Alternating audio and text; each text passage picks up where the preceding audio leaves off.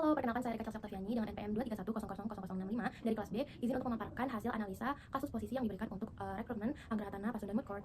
Kronologi kejadian pada kasus ini bermula dari sebuah pondok pesantren di daerah Jakarta Timur yang bernama Al Barokah dipimpin oleh Kiai Gumilang Pasya Ramadan yang memiliki yayasan yang ada pada tingkat dasar maupun tingkat perguruan tinggi. Dalam yayasan tersebut, Abdul Muiz selaku anak dari pimpinan Pondok Pesantren Al Barokah ini menjabat sebagai koordinator 2 atau wakil rektor dan juga pembina salah satu yayasannya yaitu MQ.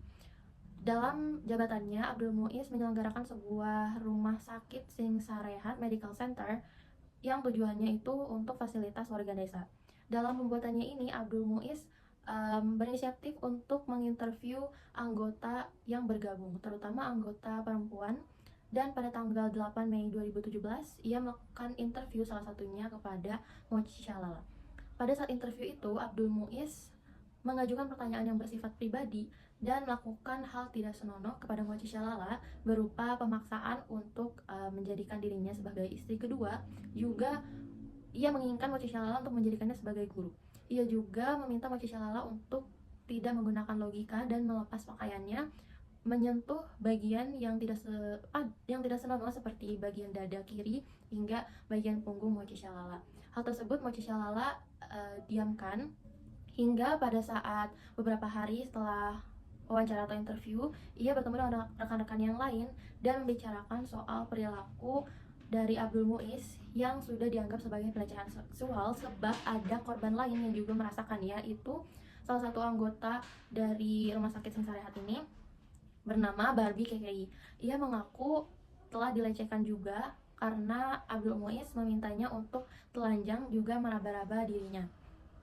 Setelah kejadian tersebut, Mochi Shalala dan Barbie KKI berinisiatif untuk melaporkan hal tersebut kepada Kiai Gumilang Pasya Ramadan selaku ayah dari Abdul Muiz, juga pimpinan Pondok Pesantren Al Barokah. Pada tanggal 20 mereka melapor. Juga pada saat itu Abdul Muiz tidak menyetujui atau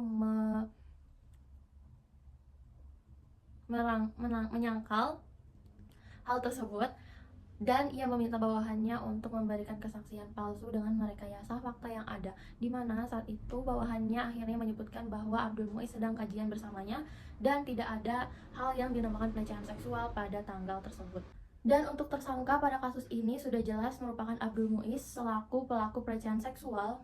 Kemudian ada saksi yang terbagi menjadi beberapa jenis. Yang pertama ada saksi yang merupakan korban tersendiri, yaitu Mochi Shalala dan Barbie KKI, juga rekan-rekan perempuan lainnya yang mungkin merasa dilecehkan setelah kejadian wawancara tersebut oleh Abdul Muiz. Yang kedua ada Kiai Gumilang Pasya Ramadan selaku orang yang mendapat laporan dari korban, dan juga ada orang bawahan dari Abdul Muiz yang sempat memberikan kesaksian palsu. Kemudian ada juga pasal mengenai pelecehan seksual yang terdapat pada KUHP lama, yaitu 289, dan untuk KUHP nasional terdapat di pasal 414 KUHP nasional mengenai pelecehan seksual. Ada juga pasal 335 KUHP lama yang merupakan delik aduan, di mana pasal tersebut mengenai pemaksaan. Terakhir ada pasal 242 KUHP yang lama, itu karena upaya untuk menghilangkan kesaksian atau upaya untuk memasukkan kesaksian. Kemudian di KUHP nasional ada pula di pasal 291, namun hal tersebut hanya terjadi bila kesaksian palsu tersebut dibawa ke persidangan. Selanjutnya ada juga tempus dan locus delicti. Tempus delicti atau waktu dari kejadian tersebut.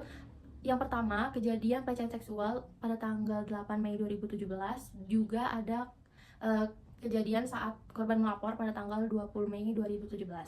Dan terakhir ada kompetensi pengadilan, yang mana kompetensi absolutnya ini merupakan berdasarkan dengan jenis dari kasusnya, yang saya kategorikan sebagai nasional atau negeri yang akan dilakukan di pengadilan negeri. Kemudian untuk kompetensi relatifnya, yaitu dilihat dari wilayah atau domisili dari kasus tersebut, di mana kasus ini terjadi di Jakarta Timur. Jadi kemungkinan kasus ini akan diadili di Pengadilan Negeri Jakarta Timur.